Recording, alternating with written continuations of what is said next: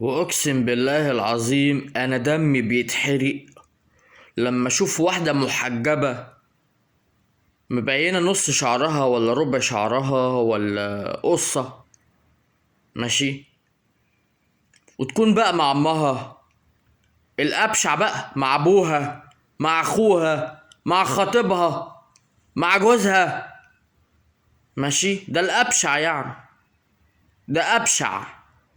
تمام. تبقى محجبة وعريانة، مستفزة. انا ذات نفسي شكلها بيستفزني.